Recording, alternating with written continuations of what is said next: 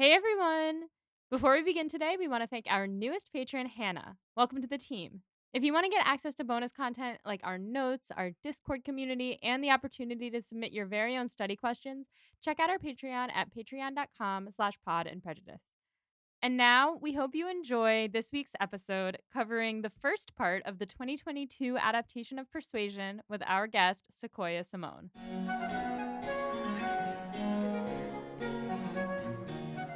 This is Becca. This is Molly. We are here to talk about Jane Austen. We are here specifically to talk about Persuasion adaptations. Listeners, if you're new here, I, Becca, have read many Jane Austen novels through my life and watched many adaptations of her work. And I, Molly, am doing all of that for the first time through this podcast. If you want to hear Molly read through Pride and Prejudice, Sense and Sensibility, or Emma for the first time, you can listen to seasons 1, 2, and 3 of this podcast, respectively, but that is not what we're doing here today. No, today we are talking about Persuasion 2022, starring Dakota Johnson. And Cosmo Jarvis. And according to Google, Jane Austen. She's there in the room. The order of characters is Cosmo Jarvis, Dakota Johnson, Suki Waterhouse, Jane Austen, Henry Golding. I mean, isn't she with us all the time? Yes. And listeners, today we are joined by a recurring guest, Sequoia. Hello. Hi. I'm so excited. I'm so excited to be here. And I'm not gonna lie. I was trying to drop hints that this was the one I wanted. This adaptation was the one I wanted the whole time. Like, as you guys were like, okay, we're gonna start our adaptations. I'm like, oh, that 2022. Ooh, that's a gnarly one. Before we go as unhinged as certain pieces of cinema might get, Sequoia, let's just quickly refresh our listeners on your work outside of this Jane Austen podcast you're on for the third time. Yes. Folks, it's wild out here. Get ready for the list.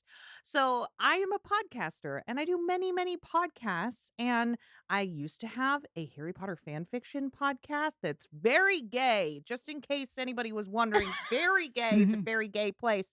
But there's about 200 plus episodes of those in the back catalog if anyone's interested. It was called Fanatical Fix and Where to Find Them.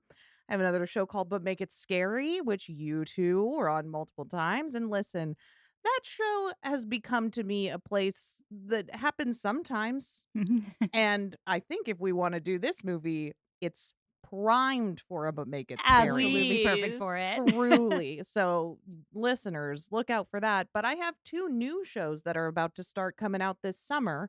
If people are interested, one is called Professional Talkers. It's going to be a comedy advice show about having awkward conversations with my co-host Mike Schubert. And then the other one is called You Pot It, Dude. It is a Mary Kate and Ashley rewatch podcast with my friend Olivia Vessel. So if you want to see updates on when those are coming out, you can follow me on Instagram at Sequoia Simone. I'm learning about the Mary Kate and Ashley podcast live here, which is new for us listeners because we, spoiler alert, we're friends with Sequoia outside of the podcasting real context. life. Yeah. Yes. Real life people. But that is so exciting. And I will be listening because I do very much enjoy those from my years growing up in the early 2000s. Listen, it's going to hit you right in the nostalgia. I can't That's wait. what it's going to do. So Speaking of important women in culture history, Jane Austen. Yeah. Hey, have you heard of Jane Austen? Equally as important as Mary Kate and Ashley Olsen. Exactly. Absolutely. All equal. Listeners, if you want to hear a little bit about Sequoia's relationship to Jane Austen, you can also listen to our episodes on Bridget Jones' Diary and Clueless, in which you will also find Sequoia covering the Jane Austen content with us. But if you want to give the listeners a little refresher, where are you right now in your life with Jane Austen? Okay, here's the important backstory. I, like you, Becca, had read a lot of Jane Austen before you guys started this podcast. I had not read Persuasion before. I tried to read along with you, and I couldn't do it that slow. So I read the whole thing pretty quickly and then listened to the show about it. So all of my opinions about Persuasion adaptations are pre me reading Persuasion. Ooh. Ooh, okay. So I think that's important context Yes. to come into this with. Right now on my Jane Austen journey, I have just recently read Persuasion Oh for the my first gosh. time. In such good company, because that's everyone in this room. Exactly. Here we all are. So, and I really loved it. So that was great. And then I went back and rewatched a bunch of the adaptations that I had seen before to be like, oh, this is where all the differences are. And so that has been really fun for me lately. Oh, that's a blast Yeah. because I was always so tempted to watch the Persuasion adaptations and I didn't because I was like, I'm going to read this book someday. And Right. then when Molly and I started the podcast, I was like, I'm really going to read this book Actually, someday though. and I need to not be spoiled. So I had the same experience of like, oh, this is like exactly the type of Austen content I want to cloak myself in. And then I swapped over to just reading the book first. And I think it did form a lot of my opinions on those Yeah. adaptations, Yeah. specifically on. I've had a good time. I've had a good time. Yeah. I think the 2007, well, We had this debate already. Maybe there's like Mhm. there's content somewhere in the universe about arguing the 3 Persuasion adaptations. I think And the content is us doing yeah, it right right now, now. which I don't feel strongly that the 95 is better than the 2007. I think it's a close race. I just think they both bring different things and don't each one of them individually satisfy the itch that needs scratching in my brain of having a really masterful Persuasion miniseries Yes. like we have with all the other Jane Yeah. Austen books that we've read so far. Mhm. And I've said it before, I'll say it again. Like I need that like Sarah Snook adaptation to like come out into this timeline. We have so many things going on in this timeline I don't like. Like we deserve Sarah Snook playing Anne Elliot, and Mhm. that's where I'm at. We do. Unfortunately, Sarah Snook can no longer pass for 27 years old. No offense. It's just Yeah, the the truth. time I don't has care. come and passed. I don't know. I mean, I also think that though, like, as these are adapted in different time periods in the 90s, in the 2000s, in whatever, right now, it's like difficult for people to wrap their heads around the idea that a 27-year-old is an old maid, right? So we could just have Sarah Snook playing Anne Elliot as a full-blown adult. Yeah, As if for 27 sure. is not a full blown adult. I mean, I would argue 27 is maybe not. Yeah. I mean, yeah, these days. Yeah. Nowadays it's that's the new 18. Right. Truly. But yeah, I mean, maybe it would even be in like a more modern day adaptation where that's a little bit more believable, Right. Yeah. Right. Finding love in your 40s. Right. hmm Refinding love in Yeah. your 40s that was from your 20s. Yeah, I'm actually quite into this idea. And Actually, we were robbed because frankly this was supposed to happen in the last 5 years anyway. So True. yeah. Could Wow. have been good. I also heard Joel Grey was supposed to play Wentworth, and now I'm just like, not the cabaret. Joel Grey is 93 years old. Not that Joel. yeah, Grey. I was like, that's the Oh, only Joel Grey. no, I know. it's a different Joel. He's hot. Joel Fry. Oh yeah. Okay. I Hot. know that guy. And he is hot. He is. We're gonna ask only one question this time because y'all have heard so many times how many different Austen takes Sequoia has, and you're about to hear more. But what is your current favorite Austen adaptation? Currently, and I think it is because we just came on the 2022 20th Persuasion. anniversary. Oh yeah, no, it's definitely the 2020. No. We just came up on the 20th anniversary of the Pride and Prejudice 2005, and so I rewatched it several times. I'm gonna say it several times. So I think it's got to be that right now. It does slap. It is really fantastic. does. It really does. That one is like it's one of those that's like a warm blanket over you. Exactly.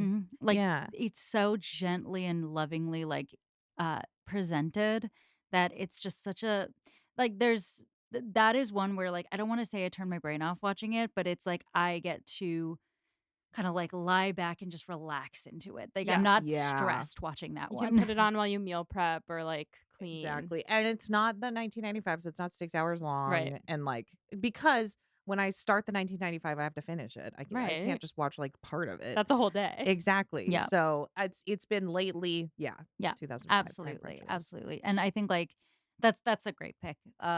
Bless. I love Jane Austen. Same, which is a great way to start talking about this movie, we should all go around and say our overall feelings about it. Okay, I guess I'm kicking us off here with okay, I'm trying not to come in here like, too hot, Come in right? hot because we're gonna do an episode in defense of it. Yes, Okay. and before we go any further, I will just say, like, as a disclaimer here, y'all, we know we're not gonna beat around the bush. This is not a popular adaptation of Persuasion. If you do enjoy this film deeply, that's okay. Like, you're allowed to. We might make some fun, but do not take that as any sort of affront to your enjoyment of it. It is beautiful if you enjoy this film. With that disclaimer, Sequoia, please give us your honest thoughts. Yeah, I really hate this movie. So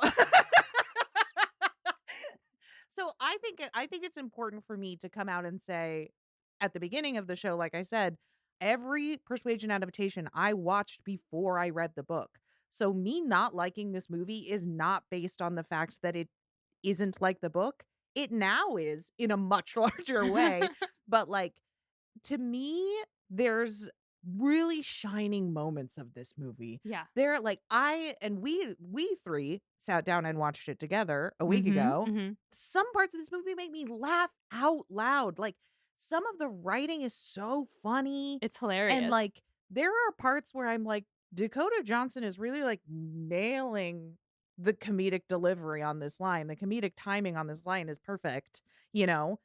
But as a whole, the acting is bad. As a whole, the characterization is all over the place. It's impossible to care about any of these people. And like, I find there to be something deeply cringe about the way that they incorporate modern day language Mm. into the film. Yes. I know some people really like that, and if you really like that, that is totally cool and chill. For me, it makes me cringe a lot, and it takes me out of the thing, and they also did it in kind of a spotty manner where sometimes they were like, "Jane Austen's writing is so beautiful, let's just say what they said in the book," and then sometimes they're like, "He's a 10."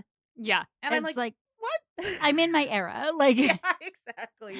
Yeah. yeah, that's a very valid take.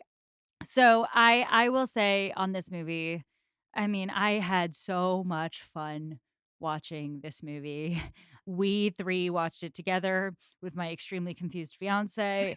And my first instinct, because this was the first Jane Austen adaptation I walked into, knowing people hated it, and people hate it. I like pulled up one interview on my phone or like one review on my phone, and it starts with Netflix's Persuasion is an absolute disaster, and then goes in on as a showcase for Dakota Johnson, it's a disaster. As an adaptation of Jane Austen, it's a disaster. As a movie itself, it's a disaster. So had a feeling it was going to be bad. I was worried people had hyped up how bad it was for me. Mhm. And I wanted to come in with as much of an open mind as I possibly could. So, watching the first 10 minutes of the film, I was like, so far, I don't hate this because I was kind of like removing the modern stuff. I was like, maybe this will be fun in like an Ella Enchanted kind of way, Mhm. Mhm. which Yeah. is a movie I really like. And then I had to kind of like take a step back of like, okay, so this is an Ella Enchanted version of Persuasion. And then I was like, okay, so this is just a movie because this isn't Persuasion. And I was like, okay, so then like at a certain point, I was like, okay, this is kind of a movie. And in the sense that it's like, God, someone captured it on film. Sure. Um, but in the end, I agree that like there are things that work. There are aspects of this movie I would argue sing better than the other Persuasion adaptations. The vast chunk of it is simply not the story, and trying. You're right in that it's trying to be like something that it's like, not totally committed to being, because I would actually be much more comfortable with the modern speak if they didn't train back to Jane Austen. If it was a stylized choice to make this stupid, weird, and fun the whole time, I think it'd be a more enjoyable experience than if they punctuated it with these, like, forlorn moments from the novel. So, on the whole, I cannot say I had a bad time watching this movie, but I also can't be sure that I watched an adaptation of Persuasion or even a movie, because it did not come together in the end. Yeah. Is it even a movie? Is it even a film?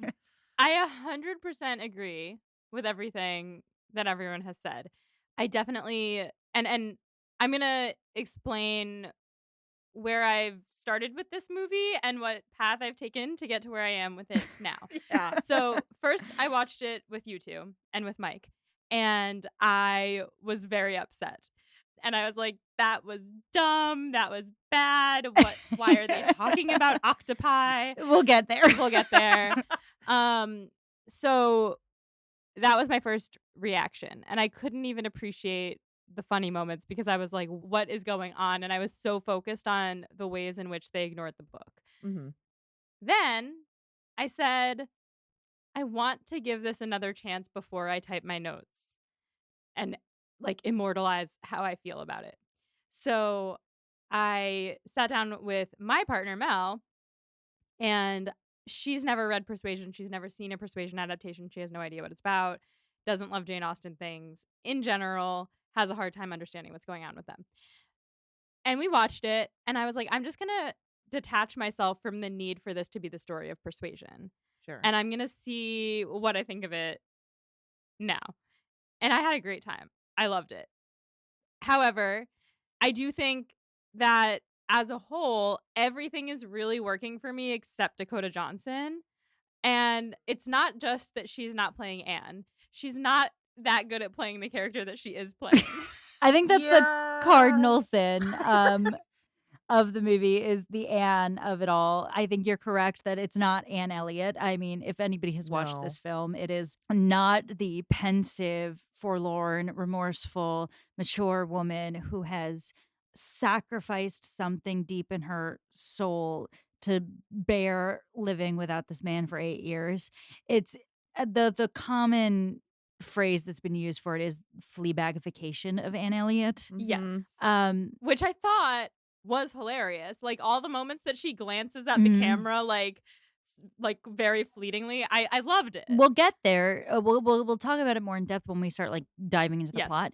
But I actually think there's value in like the turning to the camera device Yeah. for Anne. Yeah, I don't hate that. And I think that is a thing a lot of people hate. Like if you do read reviews for this movie, a lot of people don't like that choice was made. Mm-hmm. I don't really even have a problem with that choice. Yeah. It's just everything that's surrounding that choice. Yeah. Because like you said, they didn't pick a lane. Mm-hmm. They Right. didn't decide. And this is something that Mel also said by the time we like the first half, we watched it in 2 halves. The first half she loved. The second half she was like, "Okay, I see what your problems with it are," because specifically with the language, and this is also something that I believe, they sometimes you already said this, they sometimes speak like they're doing a modern adaptation, and Mhm. sometimes they just do the line as it is in the book, and sometimes they do half the line as it is in the book, and then they finish it with something completely different And that doesn't make ruin any it. sense. And just ruin it. It just felt like they didn't like trust making a straightforward Persuasion adaptation or doing something really bold and different, and they tried to sort of meld the two together, Right. and that is really what doesn't work. It makes the audience, I think that they didn't trust their audiences to be smart enough to get it. A lot of adaptations don't trust their audiences, and sometimes That's fine. that's fine. Yeah. Sometimes that's fine. It's just that like this one for me the cardinal sin of this having watched it now after reading the book was, "Oh, you can't make that into a rom-com. That's funny sometimes like Yeah. for little moments, but that's not what." It's not a Yeah. comedy. So this is like a broader comment on Persuasion adaptations generally. I think they are too forlorn. I do. I Sure. think the book is way funnier than they make them out to be. But the problem is it's funny in like an Arrested Development kind of way where Anne is the straight man dealing with all her feelings Yeah. and the funny is happening around her.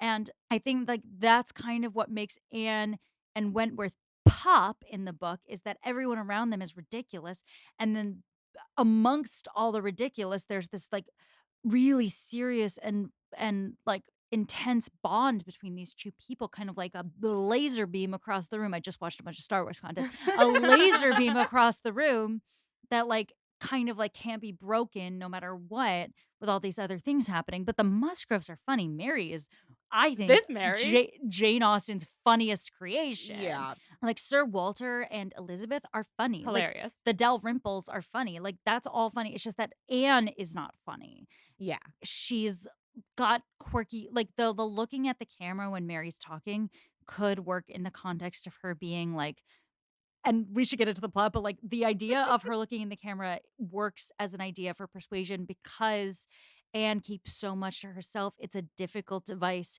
to it's easy in a book to make her internal monologue part of our knowledge as the reader. It's hard for a film to do that.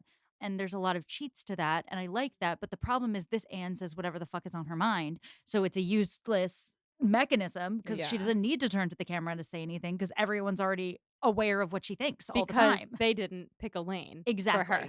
Truly. One last thing I'll say before we get into the plot is one thing that it does well, I think, is makes it accessible for non-Jane Austen fans to enjoy it, like Mel, or maybe Mike liked it, maybe he didn't. Mike loved the first half and then he was like, wait. Same. Okay, same for Mel. Same for Mel. So, like, it tells us what's going on. It doesn't show us what's going on. It doesn't assume that you know the plot. It tells you the plot, but it took away everything that makes the plot of Persuasion complex and just gave us one storyline, which I didn't hate, but again, it's just a different thing. So that's Yeah. just one more thing that I'll say as an overarching comment. I wonder if it's worthwhile for us. So I know we were talking about this while we were watching it.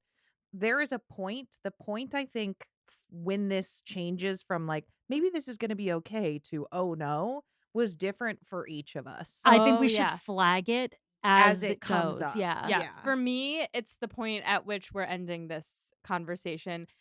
Hopefully we get there. Okay. And we can also flag, I know when it lost Mike as well. So Okay, great. Good, good. Yeah. So let's begin. We start off with a flashback. And we sat there and I sat there and I looked at Becca and I said, flashback, flashback. It's a good concept, and that's why I started high on this movie. I was like, listen, give us a little bit of them being in love. I mean, if they had a shred of chemistry, it would have worked better. But that moment kind of translates for me. Like they're like holding each other and looking out on the distance. However, Yes. I have a question about it Yeah. because there's a single tear rolling down his cheek. Mm-hmm. Is this a goodbye? Is this their goodbye? Because I would have thought that their goodbye would not be so tender. No, I would think their goodbye would be, he would be like angry. Right. This Wentworth doesn't seem to be that mad at her. Okay, though. well, like, okay, in the context, let's say, hypothetically, crazy idea. They were These two characters were Anne Elliot and Wentworth. Crazy thought. Were they those characters? Yeah, he would have freaked out and just left. Right. But like maybe this Wentworth. Right, because he Yeah. does. You're right. He just doesn't seem like he's that mad. So maybe they did have a tender goodbye. Yeah. But she's smiling. So like the whole thing's weird. I kind of took it differently. I took it as like he's like moved by He's the so intensity moved of by their their love. love. And the sea. He can see the sea. He loves the sea. I mean, I can relate, honestly. I cry at the sea. But like, I mean, this is another thing. Like, nobody looks sad when they're crying in this movie. Like, they just really like it's a really blatant with the teardrops. Somebody came in there with the teardrops every time. And folks. the teardrops are just a little bit too thick. So they don't like run down your face at the Yeah. right rate. Yeah. They were really kind of sitting in the same place a lot for Yep. Yep. Oh my goodness. Yeah. So, okay. Now Anne tells us that she's single and thriving, and she drinks wine out of the bottle, and she cries in the bath, and she lays face down on her bed. Yeah, I think it's important to note that this Anna is an alcoholic Yes. in a way that is perturbing. It's not cute. It's not cute. I don't want to go too far into this, but there was like a certain strain of millennial like girl bossing that was like, oh man, my life's so stressful and sad and I'm complex. I got to drink a lot of wine, where it was like really like promoted that like, yeah, end of the day, bottle of wine, Don't we all have to do that to get through? I don't know why that was the case, but it did, Yeah. like, this came out, like, 2 years after that died. Like, Right. so I think that's what they were going for. Well, and also it came out in 2022, which is, right after the deepest depths of COVID Mhm. when Right. a lot of people were coping by drinking bottles of wine. Yeah, True. this is what I looked like in 2022, Yeah. but, like I was not asking that to be reflected back to me. Thank you. Right. Yeah.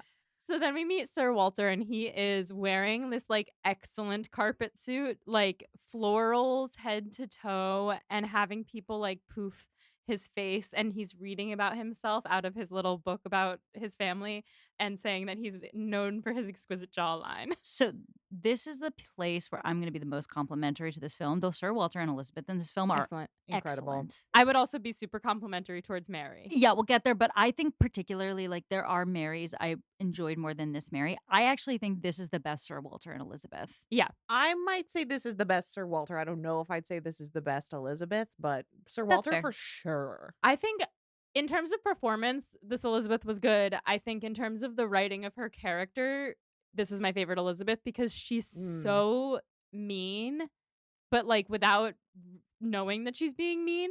Like later when she comes in, she's like, "I'm so happy to see you." And Anne's like, "What do you mean by that?" And Elizabeth's like, "I have to have Mr. Elliot see Yeah. you next to me so that he can see how good I look." Yep. Yeah. Like completely oblivious. I really Mhm. liked that. And in this moment, when they get to Anne's name in the book, she goes, "Shame there was nothing nice to say about you, Anne." And she didn't want to leave her out entirely because father thought that Yeah. people might assume you had died. I love the way Kellynch is imagined here. It's Yes. like Mhm. it's so opulent and Sir Walter looks so ridiculous. This is where the, like, heightened, like, style of the movie actually translates for me because they seem crazy. And, like, you're like, "Yeah, these people are crazy. I can understand why Anne's drinking every day and trying to leave." Yeah. Like Yeah. But like this movie starts at a 10. This Yeah. is starting at a 10. Yes. And A 10. there's nowhere to go from Yeah. here. Yes. And enter the debt collectors, which felt very much like the first episode of Schitt's Creek. I know I've likened Jane Austen to Schitt's Creek a lot, but this was actually like almost shot for shot the Yeah, yeah, the yeah. Shits. The shits. Is that their last name? No, No. the No, roses. the roses. The roses getting their stuff taken away and Yeah. the Yep. yeah. Yeah. The dad, like, he comes in and Elizabeth is eating a cookie and the debt collector takes it. He says, "Party's over, princess." Or like, "Daddy's got no money." Then he like eats the cookie out of her hand. It was great. But this whole time, Anne is kind of looking thrilled. Like she's standing in the corner, like, "Ooh." And that's how you know immediately that this is not Anne Elliot. Yeah, Yeah, because no, she no. would be stressed. Exactly. Yeah. So enter Mr. Shepherd and Lady Russell, who has written up a plan of economy for the Elliots. And Anne turns to the camera to tell us about Lady Russell. She says that she has always given her good advice, with one notable exception. Again, gonna give it to the Lady Russell portrayal in this. Excellent. Stunningly done. And I also want to like raise this while we're like on this. This is the first Jane Austen adaptation that we have watched, like that's period piece that is also casting in a multiracial way. Yes. I was really bummed that this movie bombed because I actually like having and using actors of different colors. I think Bridgerton does this Right. well and shows that it's like not something that we need to be like bound to.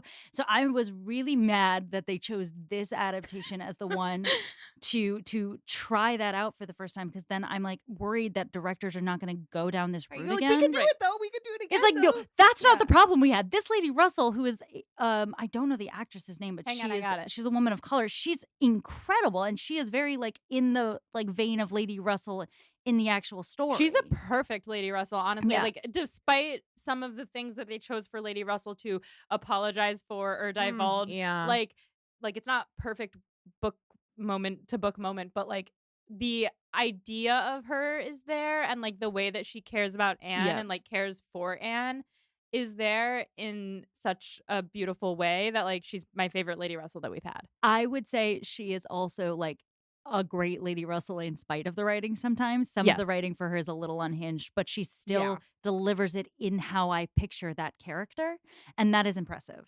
For sure. Nikki Amuka Bird. She's excellent. I'm sure she's, like, famous on BBC. Yeah. Like, she's giving, like, BBC kind of performance. She understood the assignment. Oh, yeah. Yeah. So back to this. One note that I have at this point is that the walls in the room are like painted full murals of like Yeah. Renaissance scenes. Probably not Renaissance. Don't come for me, history. It's the opulence. Yeah. And like in Anne's room, she's got like swans and geese and like trees and stuff. And I really like the like floor to ceiling Mhm. paintings. And Yeah. the, It and was the- really yeah. beautiful. So Anne tries to say, because her father's like, oh, I do not want an admiral to come live at Kellynch. And Anne is like, well, true respectability comes from compassion for the welfare of others. And Sir Walter's like, Anne, we're talking about important things. Try to keep up. And Anne looks at the camera and does this like one little eyebrow arch, which I actually think is very funny. Yeah. I was still in at this point. I was like, Yes. okay, so we have a flashback to show that they loved each other. We have opulent and crazy Sir Walter and Elizabeth. We have a great Lady Russell. Why do people dislike this? Yeah. And you were both saying that out loud to me, and I was like, okay. Yeah. Yeah, I could Okay. see Sequoia's face was just kind of like she was doing like pan neutral, like I'm not going to disclose my opinions. I will neither confirm nor deny. Exactly. So Mr. Shepherd says that the admiral's wife's brother actually used to live here, and he's trying to remember the name. He's like, Weatherby, Willerfant or whatever. And Anne goes, do you mean Wentworth? And then the camera zooms in on Lady Russell's face, and she's like, Anne. And Anne's like, I don't know who you're talking about. And that was the first instance of like, oh, we're just gonna talk about it. Yeah, Yeah. exactly. That is one of the things in this one. Yeah, which is, It makes sense. It makes sense because we were trying to make it for people who are not Jane Austen people, have never read the book and all the XYZ. Right. Like, I get it. I understand. I get it. This again, my mini series rant. I'll go on 8,000 times. The reason I want the flashbacks is what I want is for us to have a vehicle to that information To without see it. people having to talk about it. So, like in my brain, you take 5 minutes, the beginning of a BBC series, episode 1, 5 to 10 minutes. You give us Wentworth and Anne, passion and love. You give us a beat of Sir Walter saying absolutely not. You give us a beat of Lady Russell being like actually no. Yeah. You give Wentworth heartbreak. It can be very quick. You do that. And then when you get 8 years later, when someone says Wentworth and Lady Russell gives Anne a significant look, you know. honestly, give me Yeah. a whole episode of that. Honestly, Yeah. yeah. And then have episode 2 say 8 years later, like a la The Last of Us, and then just like go on with our married lives. Right. Mm. Yeah. Yeah. Anyway, so Anne is lying face down on her bed now, and Lady Russell comes in. And she's like, are you really still hung up on this guy? And Anne is like, well, he was the only person aside from you and my mother who ever saw, understood, and loved me. And among the three of you, the only one I wanted to. And then Lady Russell goes, exchange calling cards with. And Anne goes, well put. Mm-hmm. Spicy. Yeah. The spiciest Jane Austen has ever been. Yeah, Jane Austen, they have sex. Yeah. Remember when I was like, oh, yeah, I've heard that Persuasion is really steamy? I've heard that too. And I get why people say that. I mean, it's tension. It's all like the whole book is so high tension you can cut it with a knife. Yeah. Sure, like I get the that but like Yeah, but like I think I remember seeing like snippets of this film and thinking like they're having sex in this movie.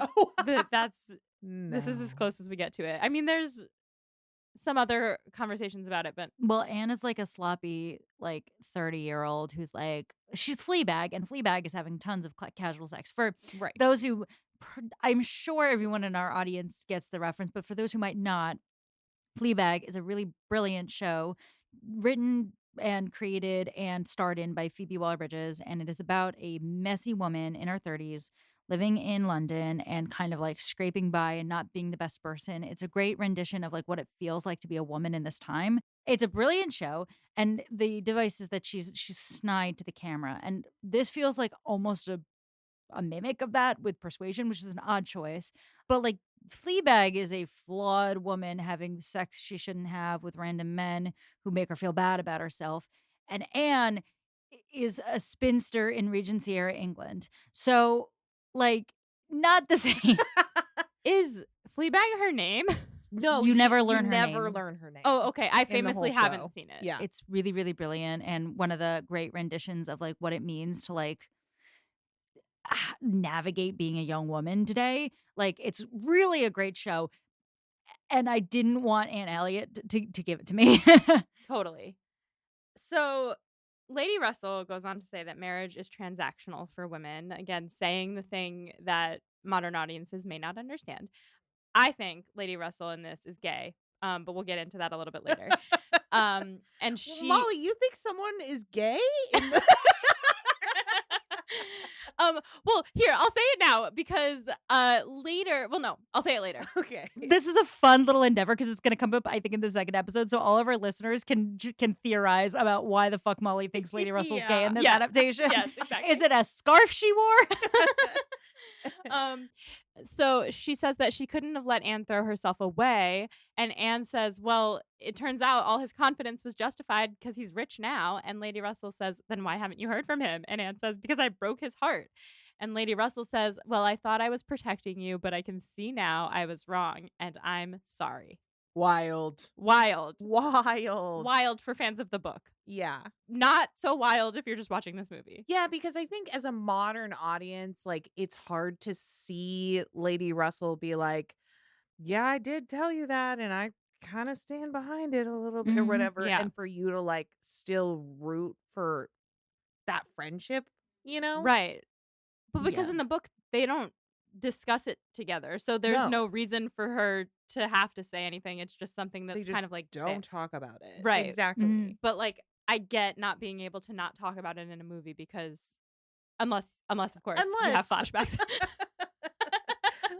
Listeners, have we told you about the flashback? I'm telling you, they did it in the Emma 2009, and wasn't it great to see how long they've been friends and see like It was her so older great. sister and his younger brother get together? It's Yeah. fine. Yeah. It's fine. Yeah, it's fine. It's fine. Anyway, Lady Russell tells her that Wentworth is a ship that has sailed and she needs to get over it and leaves. After she leaves, Anne goes through her breakup box, which I actually thought was iconic. Yes. Sequoia, do you want to discuss the breakup box? Yeah, this is the point where it lost me. The first time I saw this movie, Yep.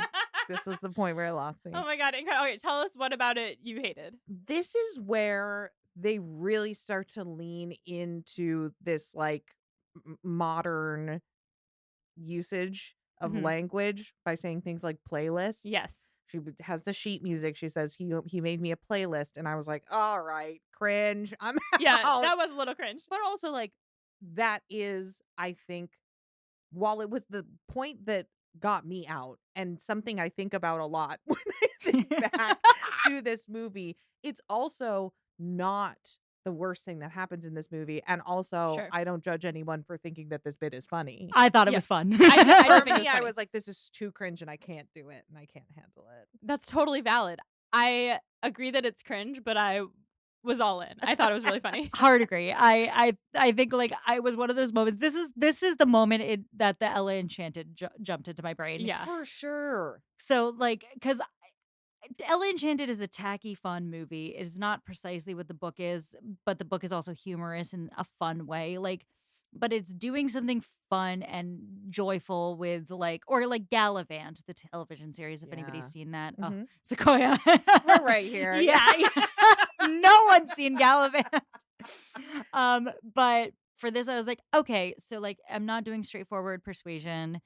But if we're doing a heightened persuasion and we're having fun with it, this is a fun little joke. Like, that was where I was at this point in the movie. Right. Sure. Right. So, for our listeners, there's a note from church that he passed her that just says bored on it. There's a playlist. There's a lock of hair from him And from his horse. and one from his horse, who she never met. It's also like, then you meet Wentworth later and you're like, I don't think that guy would give her a lock of his horse's hair. No. Like, that's one of the overarching problems with the movie is like, stuff is just there to be funny. Right. Yes. and not followed through on with any Yeah. character development. Yes. Exactly. It doesn't match the characters, it doesn't match the story, it doesn't match anything. You're just having a cute little joke. Yeah. I can't get behind that. Right. I agree, and, like, the fact that this ended up being, like, a series of bits rather than, like, sharp little Yes. bits drawn together into a heartfelt story is the problem. Oh Yes. my gosh. I have not been able to articulate that, and that's exactly what it is. Thank you so much. Oh, you're welcome, you're welcome, here all week.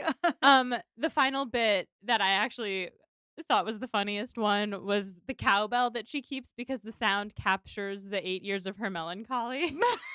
I That love is that. that is the funniest one Yeah. in the box for sure. And then she says that there's no mention of him having gotten married and therefore hope springs eternal, which just when I was like trying to jot down what the biggest differences were for me, and the biggest one for me is that Anne in the book doesn't have hope, and that's kind of the whole point. The whole point is that she still loves him when there's no hope. That's Yeah. literally It's a line. that's literally the point. So she has hope in this movie, and it's hard. In defense of this movie, I would argue you could read the first, like, 3 to 4 chapters of Persuasion as her being unsure, not Sure. daring to hope, but not knowing, and it's not until she sees him in person and he sees her and he makes that comment that she's like, "Oh, This is done. he despises me and I Sure. just have to live with this." Okay, yeah. Like, so at this Fair. point, she would never even dare to think it or say it. Mhm. She just knows he's coming and she says he's going to be here. What will that mean? Sure. And she's not letting herself go all the way. But here, this Anne doesn't have the same level of pain and panic that other Anne seemed to have. No. Mhm. Instead, it's like, "Ooh, maybe I can get him back." Yeah.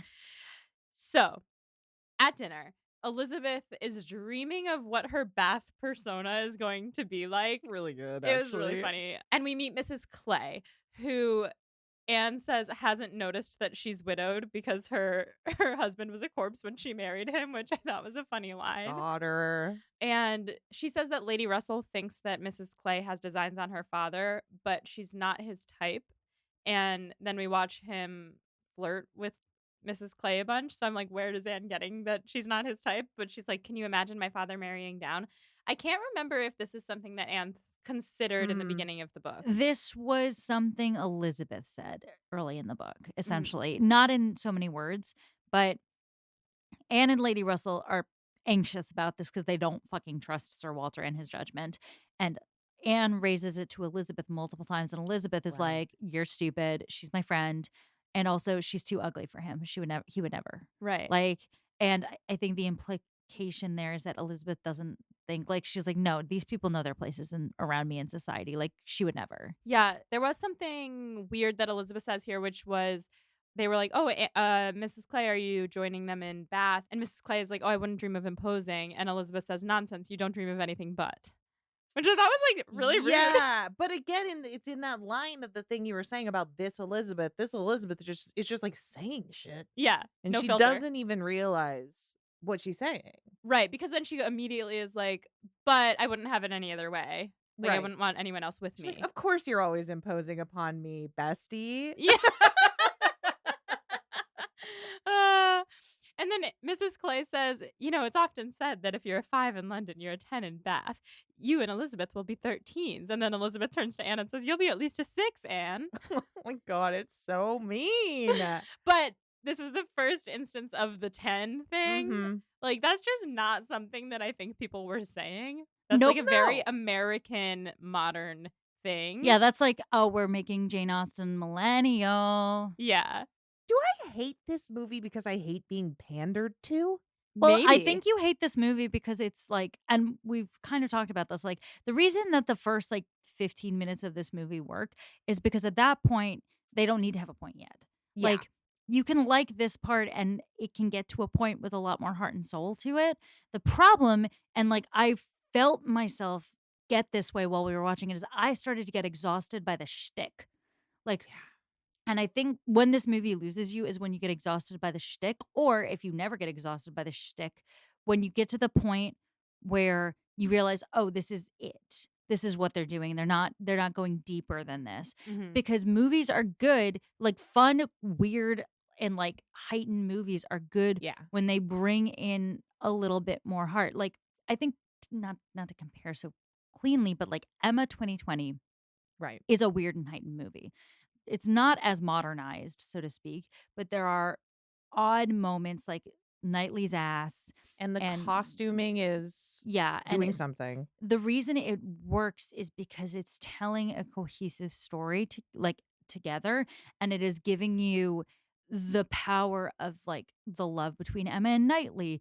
Emma's like hubris on these people around her, like the pieces of Emma that make it such a compelling story to read and watch in a more traditional circumstance are still present there.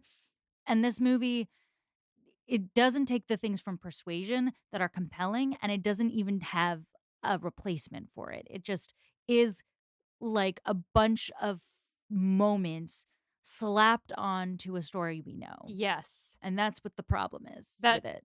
where I have a feeling there's gonna be a lot of moments where we're like, and that's the problem. No, but I think like if I had to articulate the biggest thing, like I mean, listen, the Anne here is unhinged. We can get to it. Yeah. I'm sure And Dakota we will. Johnson will be good in something someday. Sure. Um, She'll be okay. Like no, she has a You career. know what? She's fine. yeah, she's fine. I don't need to. I listen. I don't like ragging on other women too hard, and like Dakota Johnson, like does not give a shit what I think. And she, I think she has some good qualities as an actor, but everything I see her in, but this movie is like really the worst offender, is like perplexing. I'm like, why were you cast here? Do you like doing this? Like, There's like- nothing going on Yeah, behind it's her like- eyes. Doing this. like, do you like, is this fun for you? Mel thought she was good in this. Just to like bring the devil's advocate. And listen, I think she has some really great moments in this Yeah. movie. I really do. We'll get to the octopus, but I Yeah. really think she has Yeah. some stunning moments in this movie. I just think like just really weird performance Very given. strange. She's in a different movie anyway. She is. That's the thing. That's the thing. Yeah. If we take her and replace her with someone who's more versed in like not period dramas, because like I don't need it to be a period drama, but like maybe it's the accent, maybe it was the British person, maybe if they It's- just replaced her with a British person. No, I think it's the tonal shifts between the tragedy and the comedy that are so tough. yeah. Because like the moments that are comedic here that she does well are very funny, and then like she has trouble swapping that into the pain of Anne Elliot. Yeah, again, I think that this is based on Persuasion, right? It is not Loosely. It's loosely based on Persuasion. So like I actually, if I don't look at it as an adaptation of Persuasion, I love this movie. Like I would watch it again gladly. And I wouldn't always want to watch the 2020 Emma or like I don't know. Like I would want to watch the 2020 Emma, but I take your point that like I don't see myself revisiting the other Persuasion adaptations very frequently. yeah. But if someone wanted to put this one on, I think I'd have a fun time. Yeah. Sure. But part of that comes to the fact that I would have a fun time because I'd be like, Yeah, What I is don't know. that? I Yeah. think I think I would watch it again because I genuinely enjoyed the experience of it after I got past being mad at it. So, anyway, moving on. Elizabeth gives Anne a letter from Mary which says that she is sick again and please send some help and then a frowny face, which I really thought was a great introduction to Mary. Anne has to go because she barely tolerates Mary, which is a more positive reaction than anyone else has towards her, according to Elizabeth. And then Anne says, fabulous, and munches on some raw asparagus. was that Yum. raw? I It was. had a crunch. Well, yeah, but you can blanch asparagus and it's still crunchy, I don't don't know. know. It looked raw to me. fibrous. Anne says goodbye to her family, and as like she's walking out, they're telling her that they don't want the Crofts' naked bodies on their linens, so she has to use the bad linens. Make sure they don't look at the shrubberies because nobody else can look at the shrubberies. They have to hide all the ledgers. And Anne's like, I don't think anyone wants your credit anymore, father. Yeah. And as this is happening, all of the portraits that her father has of himself are being like brought out behind her. So you just like see this parade Perfect. of Sir Walters. It is very funny. Yeah. And then Anne is like, okay, so they can't do this, they can't do that. Any other hospitable words? And Sir Walter is like, no, I think that's it. Which I just like, again, the cluelessness is excellent. Then we meet the Crofts, and they are wonderful. Mrs. Croft is telling Anne all about her travels, and Mr. Croft mentions that Mrs. Croft's brother is single. And Mrs. Croft says, Edward, please, a woman without a husband is not a problem to be solved. And then he slaps his hand, like admonishingly, like, I Yeah. loved it. I do like this Mr. and Mrs. Croft. Oh, yeah, I Yeah. completely agree. They're great, and I love her little hat. Why like, we haven't even talked about the costuming in this. The amount of rouging in all my of the God. costumes. Becca would not stop screaming. Because they're like, every sleeve is like cinched up. Mhm. It was really confusing, but I love the way Mrs. Croft styled here and Admiral Croft. I think they're fantastic. I wanted more of them in this movie, and I love the little hat that Mrs. Croft She had. did have a great little hat. If you go to Netflix and you open up this movie, the still image that comes up sometimes, I know that it shifts. It doesn't even look like they're in a period drama. Like, I don't know, like I think I like that. Like the costuming is like subtler. So this has happened recently with a lot of musicals till Wicked came and revitalized the genre, Mhm. where they market musical films as straight films because they're afraid people won't go to see them. I feel like maybe they were trying to like market Persuasion as not a period piece. Well, to be fair, a lot of this is modernized. Yep. To be fair, is it? Yeah. Listeners can tell us, because we're not super well versed in historical costuming, whether the costuming in this is good or bad. Yeah, we've gotten this wrong before, but I feel so comfortable in like the fact that the rouging was maybe not quite as significant in the Regency era as it was in this. It's every fucking costume. Yeah, I did like a lot of the dresses are a lot simpler than they sometimes are, and they're like kind of burlappy or linen-y as opposed to like It's giving Pride and Prejudice 2005. yes, it is. Yeah. The costuming is giving Pride and Prejudice 2005. The styling and like the title cards is giving Emma 2020. And those are two very different films. And the script is giving. The script is giving Fleabag. Yeah. So Anne mentions then outright that she knew Mrs. Croft's brother actually, Mhm. and they're like, "Oh, that's great. Like we can all have dinner together when he gets here." And Anne's like, "When he gets here?" And they're like, "Oh, he's coming in 2 days." And I noticed that they all use each other's first names, and Oh. I noticed it first here because I feel like usually in the books it's like Miss Elliot. So Admiral Croft just met her and he's like, "Oh yeah, he'll be here in 2 days, Anne." So that stuck out to me, and then it sticks out even more every time Anne yells, "Frederick!" Yeah. Yeah. Which is fine because obviously they have a very intimate relationship, but like, girl, you haven't seen him in 8 years. Yeah. So use some formality. Oh, use any formality at any point at any time. Yeah, she just can. Nope. So in the carriage on the way to Uppercross, Anne looks out the window and wonders if he's still angry or maybe if he's been pining for her all these years. And then we get to Mary's house. And Mary is my favorite part of this movie. So Anne tells us that Mary is a total narcissist. So talking to her is actually quite fun because she once spent 24 hours speaking only in Italian and Mary never noticed. And she says that Mary will, 1, complain about being on the verge of death, 2, complain about her husband, and 3, complain about her in laws who must secretly hate her. And then, as Mary proceeds to do all those things, Anne ticks them off on her fingers at the camera. And there's this funny moment where Mary goes, "And my in-laws," and Anne like looks over her shoulder and gives this little cheeky grin and holds up a finger. And then Mary says, "Sent these lovely flowers." And then Anne puts the finger down. And then Mary says, "But they'll only decay and they'll remind me that I'm dying." And then Anne puts the finger back up. Did we recognize this actor from anywhere? She seems great. I have her pulled up because I did recognize her, but I don't know where, from whence. She's a great example of visual storytelling here because they picked a very tall man to play Charles Musgrove. A very tall, handsome man. He's Yeah. extremely hot. Potentially the hottest person in this film. I would only disagree because Henry Golding is in this film. I'm there's more that. interested in Charles Musgrove. They're both very handsome men. There are other men who are not entering in this conversation in the same way.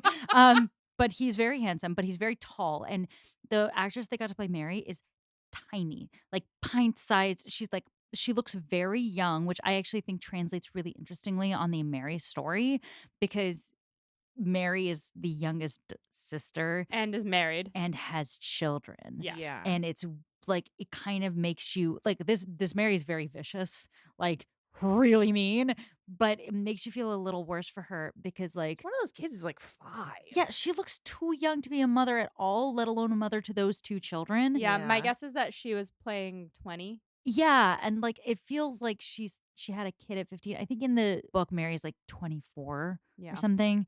So like a reasonable age by Regency era standards, but not by ours. And like she just looks way too young to have children like that. And the fact that she herself is so small and she's making such a fuss like to her large husband, like what do you know her from? I don't know her from anything, but there is a short film that she's in called Sister Wives, and the description is two sister wives married to the same man start to develop feelings for each other. Hey. I want to see it. Yeah. Anyway, Yeah, sorry, as you were saying. Molly's new absolute favorite actress of all time. She's She's so great. good. And Mel gets full credit for this idea, but if you watch this movie and imagine that she's a tiny young Emily Gilmore, every line that comes out of her mouth sounds like Emily Gilmore, and it makes it just that much more enjoyable. Oh my god. Mhm. She is. Yeah. Particularly funny. like when she's complaining about houses with fewer than 5 servants, Right. or when one of my favorite lines that she says, which I'll probably quote 6 times today, is it was like where she was um like, or as much as they can do with you plonking your sad sack tunes. Yeah. Anyway, so then Henrietta and Louisa come in, and they are great. They're lovely. And Mary's like, I'm so close to death. I can feel my organs decomposing. And Louisa's like, it's the same as yesterday, which I thought was Yeah. great. They've sidelined Henrietta. in Henrietta this. got Something had to go, and they decided Henrietta's whole storyline. her Yeah. entire, like, she didn't even need to be there. Yeah. Like, maybe just cut her character at a certain point. Mm-hmm. Mhm. Because, I mean, other than to have a relationship with Henry Hayter or Charles Hayter, who we don't meet until the very last shot of the film. Right. Mhm. But she's cute. She's like, adorable. the actress is doing the most. She's great. I like both of these actresses, and we're getting very close to where this film lost me. Oh, okay. So Charles's kids come in, and well, Mary's kids, and they come in and they trample Anne, and they have this cute like aunt moment where she's like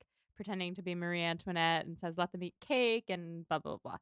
And then Charles says, "We're gonna have special guests at dinner: the Crofts and Captain Wentworth." And the girls are very excited because he's a handsome captain, and Anne's like, "Fuck, fuck, fuck, fuck, fuck." And then this is probably where they lose Becca. Louisa is doing Anne's hair, Yep. and she asks about Wentworth, and she, is like, "Oh, is it true that you know him?" Anne's like, "Yes." She's like, "Is it true that he really listens when women speak?" And Anne's like, "He listens with his whole body." And Louisa tells Anne to go after Wentworth. Here's where I'm gone. Yeah. And it's not the most offensive, like, modern shtick that the film does. It gets to the deep problem I had with watching this film, not as a Persuasion adaptation, not as a funny movie, but as an actual story. This moment, like, I get what they're trying to do with Louisa, who is a cute actress. She's great. They're trying to make her like and Anne have a little bit less animosity, but they don't even really have in the book because Anne Right. just kind of completely sidesteps her. And by the time they're in any quote competition, Louisa's moved on. But here, when Louisa's like, I'm going to set you up with Captain Wentworth, I know you want him. And Anne's like, you're correct, I do. Not only is that just like a complete and total departure from both of their characters, but then I'm left with the question of why the fuck do she and Captain Wentworth not get together immediately? Because Right. if Anne is not paralyzed by the fear of what being without him for 8 years means, and Wentworth is not furious at Anne for leaving him against her own desires, then why the fuck are they apart? why does Louisa want to be with Wentworth if she knows Anne wants him? That doesn't make sense. It just like if the whole idea of what's keeping them apart is that Anne is a self-sabotaging mess, then that's not a fun story. She will be a self-sabotaging mess when they get together too. Like it's just I don't know. Bridget Jones does it far more artfully than this, and, this for me, like, pulled me completely out, and I was like, "I can't engage with caring about this love story if they're not even gonna, like, keep them apart for any real reason." Right. They've taken out the tension that makes Persuasion what it is Right. Mhm. and replaced it with Anne being dumb Drunk. and drunk, yeah. Clumsy. She's She's clumsy. clumsy. Has a Her light is hidden personality. under a bushel. Yeah. And it doesn't make sense. However, just to play the devil's advocate, I'll say I agree with everything that you have said. I agree that it is deeply flawed and kind of ruins the story. But to play the devil's advocate, if you're not going to have the tension be between Henrietta and Louisa, instead Henrietta is just happily with Charles Hayter and Louisa is like trying to figure out her own thing, it's kind of nice to have some sort of conflict and to have Louisa be like if everyone's going to know, if everyone's going to know Sure. about Anne knowing Wentworth and having had some sort of relationship with him, then you get this moment of Louisa being like, I know that you like him, but I like him Yeah. now. Right. But there isn't a moment of shift where Louisa goes from, we'll get there in a second, There's yeah. but there's no clear shift of from like wingmanning to wingmanning for yourself. Except that she starts trying to say that she doesn't know how to use a spoon or a fork or whatever. Yeah. Yeah, this did not work for me at all. Becca's like, is this a movie? Is this a story? That's why it's like I mean, if you're gonna like Jane Austen, our friend Zach Cohn, who's came on this podcast years ago to talk about Pride and Prejudice, artfully articulated to me that the tension in a Jane Austen rom-com is not the obstacle between the two people, is the mores and etiquettes their society has drilled into their brains that is preventing them from really expressing how they feel about each other. And if you're not going to bring me an authentic reason that people are not together, I don't care. Like, I Right. don't care why you're not together. It's a very good point, and I agree that this was dumb Yes. and bad. Yes. But while Louisa is telling Anne to go after Wentworth, she explains that Anne should pretend not to know how to use utensils and ask him to teach her. And then when he's getting hooked, stop saying anything. And then Anne goes, and then just be myself. And Louisa says, oh no, don't do that until at least the second year of marriage. And then Anne looks at the camera and goes, that may not be the worst advice, which I thought was funny. Then baby Charles hurts himself, and Mary complains a lot. This feels 10 times more heartless than it has otherwise. Well, this Mary is 10 times more heartless. Like, she's very self-aware about how heartless she is. Right. But I do think that, like, towards the end of the movie, she starts going to therapy, which I think is a really nice addition. And, like, I mean, obviously, it's probably a 21st century edition that, like, The therapy was not big in Regency era England. The people can correct me if I'm wrong here, but this is pre-hysteria movement to take care of women. And as far as I understand it, this is like not a great time for women's feelings. yeah. So, anyway, she complains a lot about having to take care of him. And so Anne's like, well, I'll stay with you. And Mary's like, of course you will. That goes without saying. I'm not staying with him by myself. And then she goes, please understand that the thing about me is that I am an empath. I'm Yeah. actually the least equipped to be with my children when they are suffering because I feel it so deeply. See, this was the cringe one for me. Like Right. I couldn't get behind it. Oh, I thought it was hilarious. Like, it's not that anyone actually believes that. She's a sociopath. Like, she. Right. It's like it's the thing that's happening lately where like people are like weaponizing, the therapy language or whatever. It's like in that same vein of thing where you're like, "Oh god, I know this person who's like, "Oh, I'm an empath." And you're like, "No, you're not. No, you're not. You're just an asshole."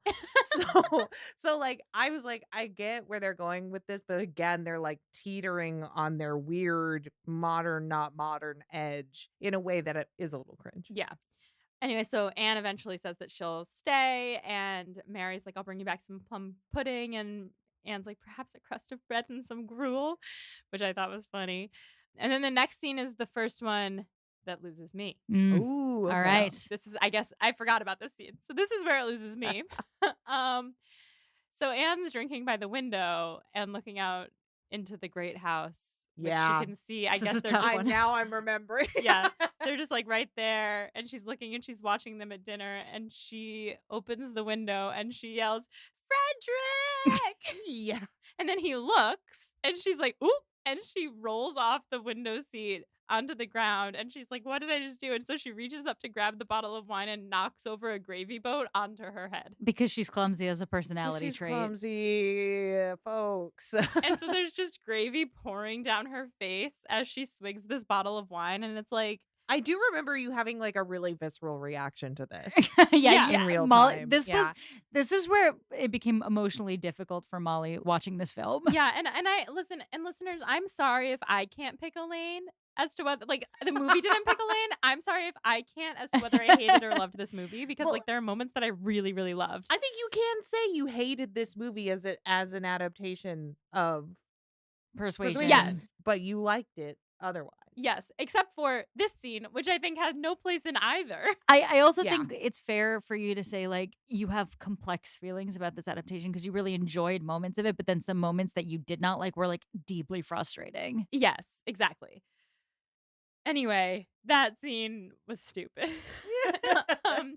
And then the next morning, I like this scene. I So we're hate back. this scene. Emotional whiplash on all fronts from all of us.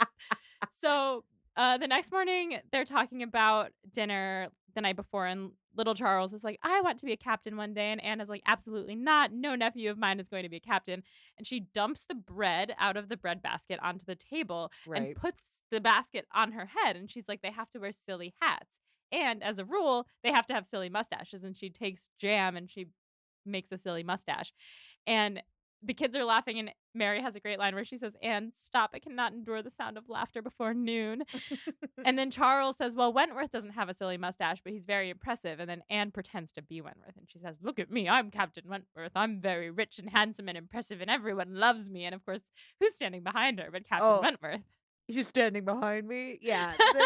He's standing right behind me, isn't he? He's standing right behind me, isn't he? Is over for me. And it's been over for me for a long time. Yeah. Yep. It is overdone. As is the you have something on your face when you're talking to a boy you like. Yeah. So she turns around. She takes the hat off, forgets that she has jam on her face, of course. So the jam is on her face, and they are introduced, and they both say, "We've met." And he says, "Long ago, before I was rich, but not before I was handsome." And at this point, he has a lot of hope in his face. Like, if she turns around and sees him looking at her like that, how does she not know that he's in love with her? Right. Again, this is back to what Becca said. What? Why? Why are they not together yet? Why are they not together? It doesn't make sense. And also, we haven't really touched on Cosmo Jarvis in this yet. But if we're going to say Dakota Johnson is not delivering Anne Elliot, Cosmo Jarvis is not delivering Captain He's Wentworth. not delivering much.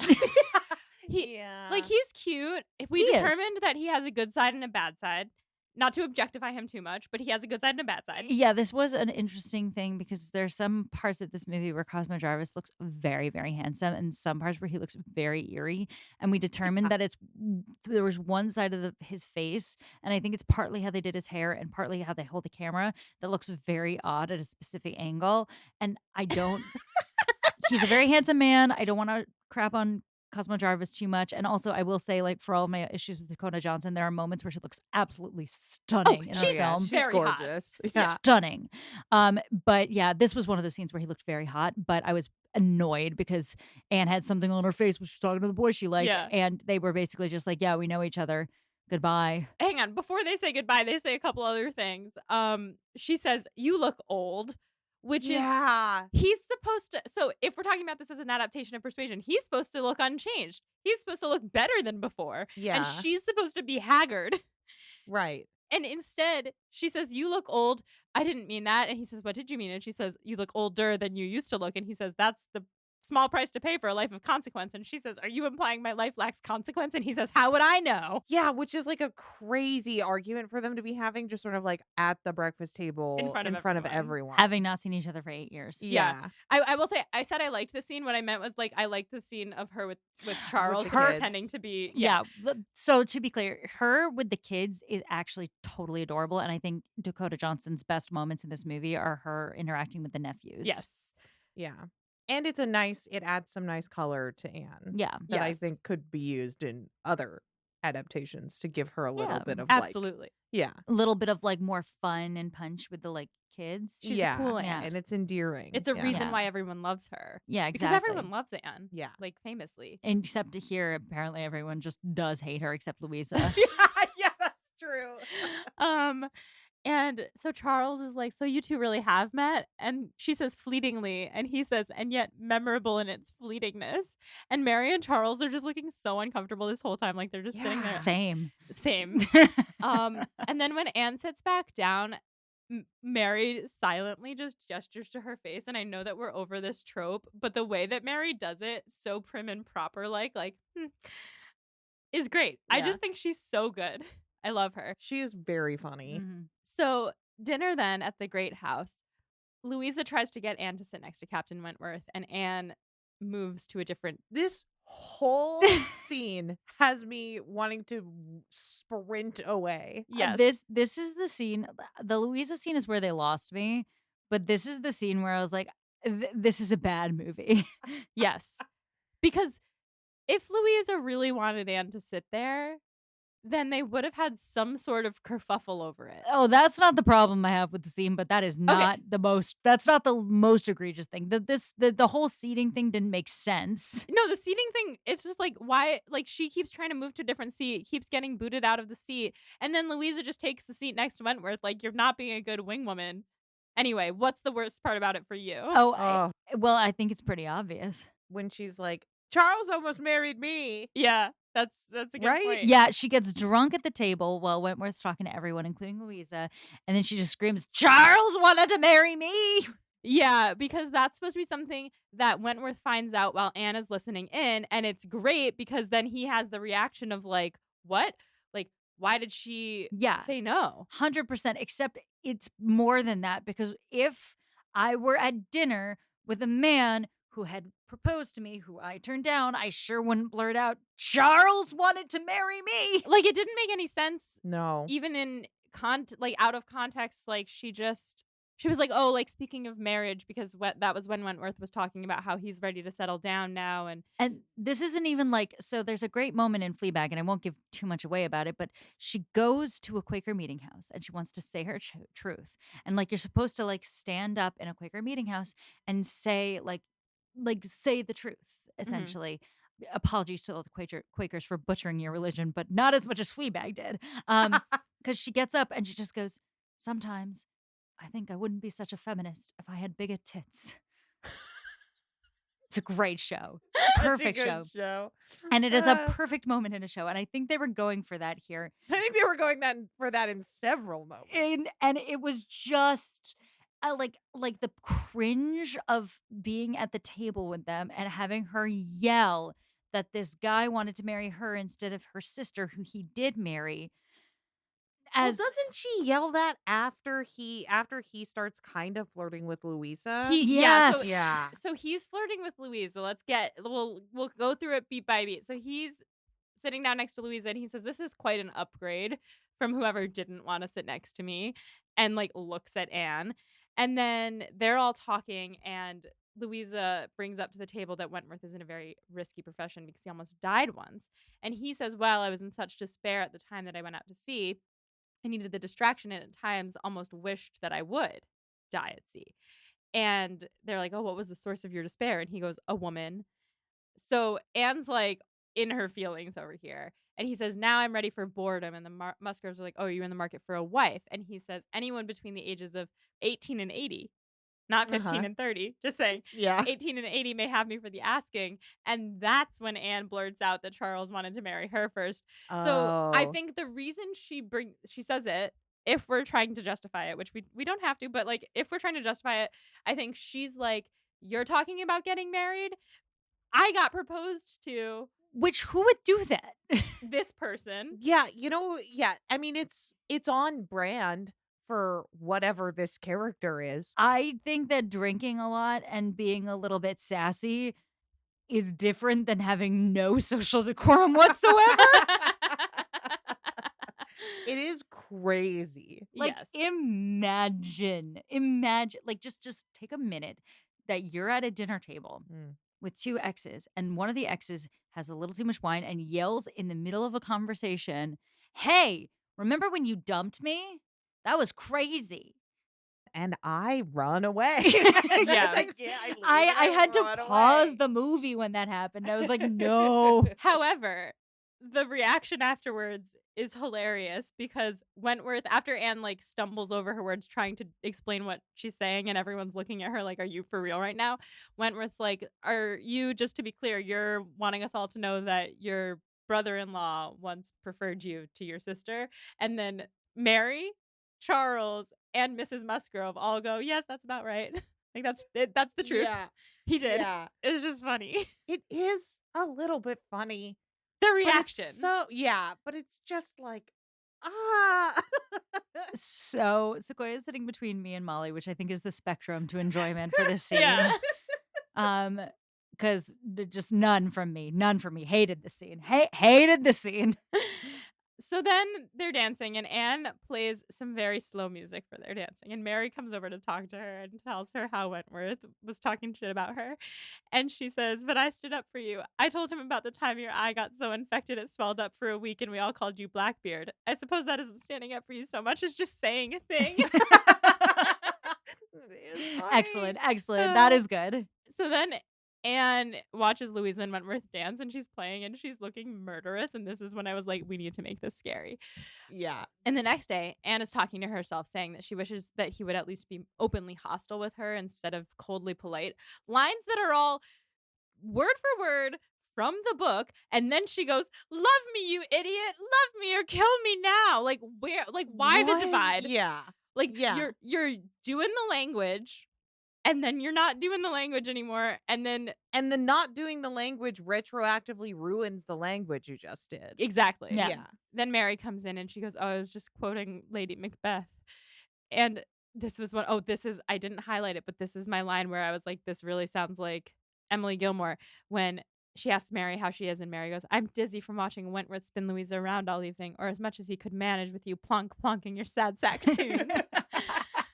So Emily Gilmore. And then Mary says that Frederick will marry Louisa and Louisa will be happy forever. And it's the way she says it where she's like, and Louisa will be happy forever, that I wonder if Mary knows. It's never clear who knows in this adaptation because Yeah. Anne does not appear to be hiding it, Right. which is, the entire plot of Persuasion, but that's fine. But I took this to be just like you're alone and unhappy, and like other people are happy, and you can't do it because you're just incapable. Oh, sure. Right. That makes sense. If anything makes sense in this movie, I guess that does. So Anne says, after Mary leaves, that no one tells you that life keeps going whether you want it to or not. A heartbeat ago, there were no two souls as in tune as Wentworth and I. Now we are strangers. We're worse than strangers. We're exes. Absolutely unforgivable. This is an unforgivable crime that has been done to the text. Are you kidding me? I think you could adapt. I am not a fan. If you are going to quote Austen, Right. or don't do it. Right. It's fine either way. You can do a different adaptation where we don't say the precise words. If you're gonna quote it, don't modernize it. If you're gonna modernize it, carry the meaning Exactly. because it is a concept we can understand, and it is one of Jane Austen's most beautifully written lines because it's the most poignant and the most like it makes something drop to the pit of your stomach because you understand it. The feeling of, oh, I wish I could start fresh with this person. I wish I could learn to fall in love with this person for the first time again, but I can't do that anymore because I've already had my chance at that. Stunning. Mm-hmm. But they just like, what does this mean? We were exes. Yeah. Now, I want to do something crazy. Okay. I want to defend it, Okay. but not this half. So, if we'll all recall, early on, Becca and I were talking about this movie and we were like, "Oh, and they did that, like, they butchered this one line, like, the worse than strangers, they're exes." And Becca kept saying, "Worse than exes, they're friends." And I was like, "You're getting it wrong. We're worse than strangers, we're exes." No, Becca was right. She Yeah. wasn't lying. There is a line later on that we're not going to get to today, but I'm going to talk about it now. Now we're worse than exes, we're friends. If you take into account the entire saga of the lines that they've butchered being from strangers to exes and exes to friends, I think that the meaning remains intact Okay. because Okay. if you're exes, you still have the tension, the anger, the passion of hating each other or the tension of not knowing if there's the possibility of getting back together. But if you're friends, that's all done and there's no longer any hope for getting to love each other again. But that's the problem with this movie is that they they're never friends. That's the heartbreaking part of the original line is that she doesn't even say she says like acquaintances, right? She's like we're never even going to be friends. We're not going to be anything We to can't each become other. Well, acquainted. Yeah. Yeah, yeah, we can't become acquainted. and Yeah.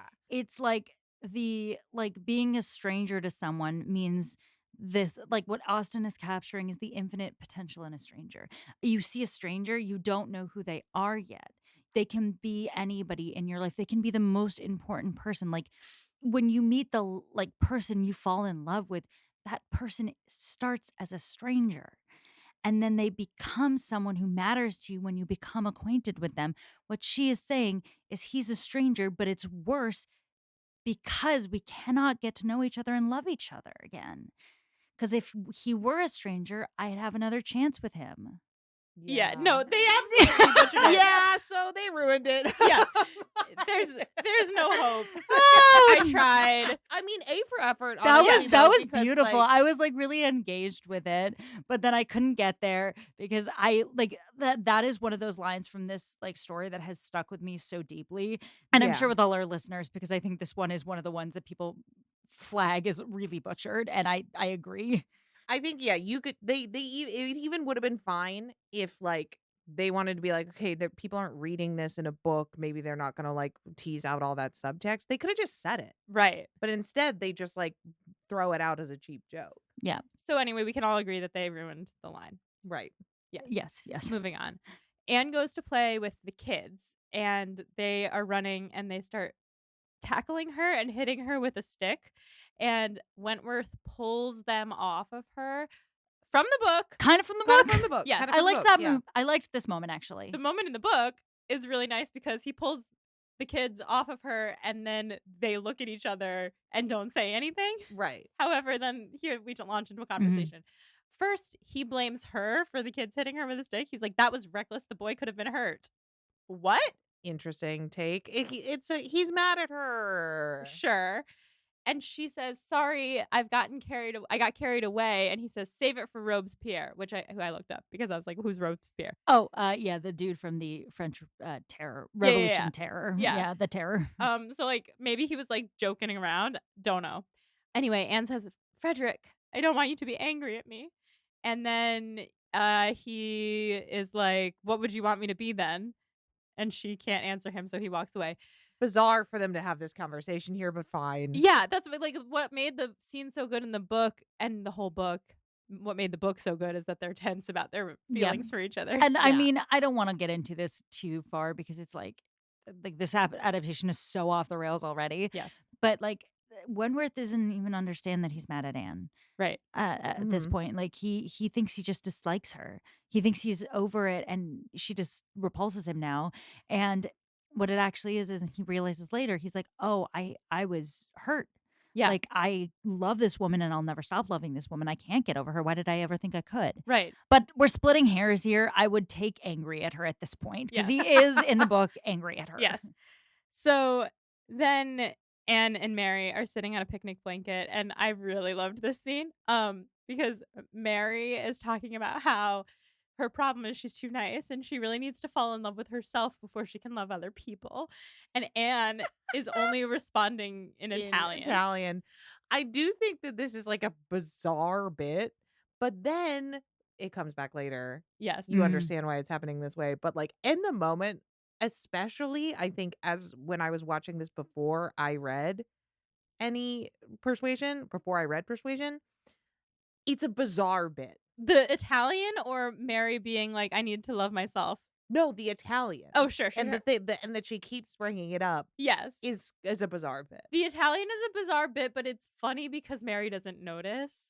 Yeah. Like it is a funny bit for me, and I think that then like it coming back later with her having to translate the Italian.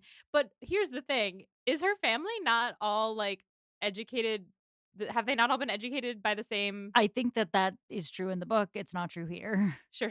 Yeah. And I will compliment the film on a different thing in this moment. I love the setting in this moment. It's beautiful. Like I love Oh one of the yeah. things I love in Jane Austen adaptations is beautiful garden picnics. Yeah. Mhm. And this is such a beautiful moment for it. Yes. Yeah, we have yet to say that like the cinematographer is really Doing the work. doing the work. Yeah. But they are holding this film. Yeah, up the by- cinematographer, we were talking about this the entire time, is the best. The cinematography in this film is absolutely stunning. Yes. Yeah. Like stunning. gorgeous. Yeah. And there are moments where I'm like, am I watching a different film because it'll be beautiful and then someone will talk. And then Yeah. So while they're having the talk in Italian, behind Mary, Henrietta, and Louisa are like trying to go unnoticed while giggling very loudly, but they're like hiding behind the bushes. And Anne is like kind of watching them, and Mary's like, "What's behind me?" And she turns around and she's like, "Are you guys hanging out without me?" Yeah. And they're like, "Well, we're going for a walk, and you hate moving your legs, and you made us carry you home last time." And Mary goes, "You just assume because I hate something that I don't want to do it." And It is funny. she looks back at Anne like, "Can you believe these guys? Like, can you believe they would think that?" she also has this brilliant line. I've forgotten exactly what it is, where it's like something like, "Are you sneaking around behind me to try to take a walk so you don't want to have to hang out with me," or something like that? She's like, "Are you trying to like mime to my sister, not to show me that you're behind me?" I don't remember what it is. It's just everything she says. Is yeah, perfect. she's quite funny. Yes. And so, of course, because she wants to go on the walk, they all have to go on the walk. And that, dear listeners, is where we will cut this episode of Pod and Prejudice. Woo. We did it. We didn't. We didn't. We We- had, we intended to cover a lot more in this first half, but we have way too much to say, as usual, but like more so in this Yeah, movie. who I would have feel thought? yeah. But this one is just so contentious in the Jane Austen community. I feel like we have to give it a fair shot Yeah. at like trying to make sense of it. I agree. I'm also like, I will say this, despite the disdain some of us are leading into this discussion, I'm having a fabulous time talking about it, and I had a fabulous time watching it. So honestly, like Yeah. at the end of the day, that's pretty good. Yeah, actually, movie that we love to hate. Ooh, yeah. Yeah. Yeah. Yeah. Sequoia, thank you so much for joining us for this first half of this discussion. Do you want to tell the people where they can find you? Yes, you can find me on Instagram at Sequoia Simone, and I post there never except for when I have a new project coming out. So you should follow it so you know when my new projects are coming out. Amazing. All right, listeners, we are halfway through a marathon on this Persuasion adaptation from 2022. So until next time, stay proper. And don't be yourself until at least the second year of marriage. Amen. Amen. That's good. That's good. Pod and Prejudice is edited by Molly Burdick and audio produced by Graham Cook. Our show art is designed by Torrance Brown. Our show is transcribed by SpeechDocs Podcast Transcription. For transcripts and to learn more about our team, check out our website at podandprejudice.com. To keep up with the show, you can follow us on Twitter, Instagram, and Facebook at Pod and Prejudice. If you love what you hear, check out our Patreon at patreon.com/podandprejudice to see how you can support us, or just drop us a rating and a review wherever you listen to podcasts. Thanks for listening.